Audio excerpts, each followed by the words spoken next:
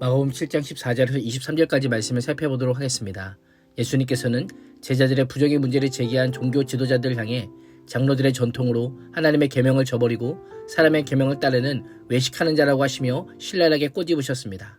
그들은 자신들의 전통을 뒤흔드는 엄청난 비난을 받았음에도 아무런 반응이나 대응 없이 사라집니다.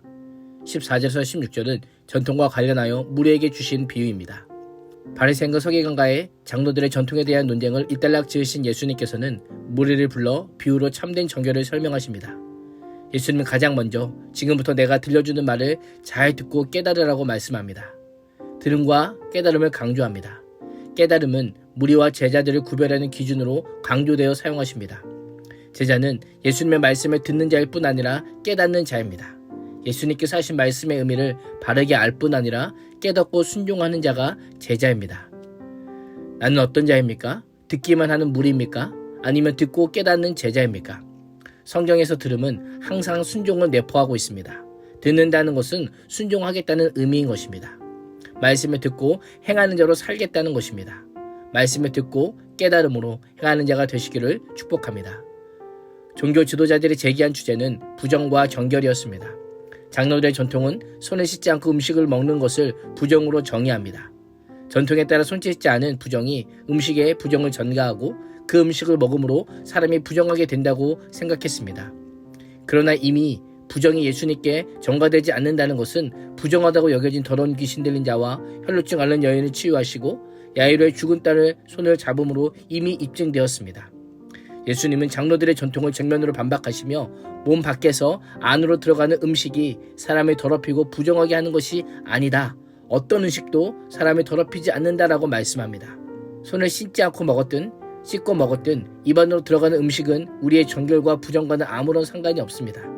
사람이 먹는 음식은 입을 통해 배로 들어갔다가 배설되기 때문입니다. 마음으로 들어가지 않기에 인간의 본성을 더럽힐 수 없는 것입니다. 예수님께서는 장로들의 전통을 부정하시며 오히려 사람 속에서 나오는 것이 사람을 더럽게 하는 것이다 라고 말씀합니다. 마음속의 죄악은 그대로 방치한 채 손과 몸, 외적인 청결에만 신경 쓰는 바리새인과 서기관들을 책망하십니다. 예수님의 말씀에 무리도 어떤 반응을 보이지 않습니다. 비유의 전반부는 이해가 되었을지 몰라도 마지막은 이해가 되지 않았을 수 있습니다. 비유에 대한 무리의 반응이나 예수님의 추가적인 말씀 없이 스토리는 진행되고 이번에는 장소가 집으로 변경됩니다. 17절에서 23절은 제자들에게 비유를 해석하심입니다. 예수님께서 무리를 떠나 집으로 들어가셨을 때에 제자들이 그 비유를 두고 묻습니다. 예수님께서 집에 한적하게 계실 때에 제자들에게만 영적인 의미를 가르쳐 주십니다. 너희도 아직 깨닫지 못하느냐? 몸 밖에서 사람 속으로 들어가는 것이 사람을 더럽게 하지 못하는 것을 너희가 알지 못하느냐? 그것은 사람의 마음으로 들어가는 것이 아니라 뱃속으로 들어갔다가 결국 몸 밖으로 나오기 때문이다. 모든 음식은 깨끗하다라고 말씀합니다. 그렇다면 마음속에 있으면서 사람을 더럽히고 밖으로 나오는 것이 무엇일까요? 바로 악입니다. 하나님 앞에서 부정은 사람의 악한 마음입니다. 만물보다 거짓되고 심히 부패한 것이 인간의 마음입니다. 부패하고 오염된 부정한 마음으로 가득한 악으로부터 악한 생각들이 나오는 것입니다. 그래서 예수님께서는 악한 생각의 실내를 모두 12가지로 나열하십니다. 음란, 도둑질, 살인, 간음, 탐욕, 악독, 속임, 음탕, 질투, 비방, 교만, 우매함입니다.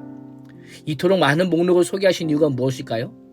각각의 악이 무엇인지를 정의하기 위함이 아니라 사람 내면의 마음이 그토록 부정하다라는 사실을 강조하기 위함입니다. 언급된 악한 목록이 사람의 마음속에 들어있다가도 볼 수 있지만 사람 안에 있던 악이 밖으로 표출될 때 이런 모습으로 표현된다라고도 볼 수 있습니다. 예수님께서는 비유를 통해 사람 밖에 있는 것을 깨끗하게 하는 것이 정결이라 믿어왔던 종교 지도자들에게 참 정결이란 사람의 마음에 있음을 가르치십니다. 하나님과의 관계는 전혀 관심이 없고 단지 전통에 충성함으로 스스로 정결하다고 믿었던 유대교의 폐해를 잘 드러내십니다. 유대인들에게 부정과 정결은 근본적으로 하나님과의 관계 가운데 나타나지만 악의 목록으로 제시된 것들을 보면 윤리적이고 도덕적인 개념들입니다. 사실 하나님과의 관계와 분리 불가입니다. 악의 근본적인 원인은 하나님과 올바른 관계의 부재 때문입니다.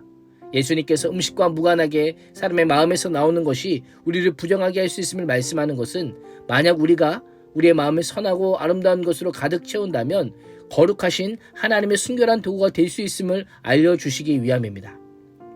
마가복음은 장로들의 전통을 고수해온 유대교와 예수 그리스도께서 선포하신 하나님 나라의 복음의 본질과 내용을 서로 대조합니다. 우리가 마음을 무엇으로 채우느냐에 따라 하나님의 거룩함을 나타내는 도구가 될 수도 있고 악을 뿜어내는 도구가 될 수도 있습니다.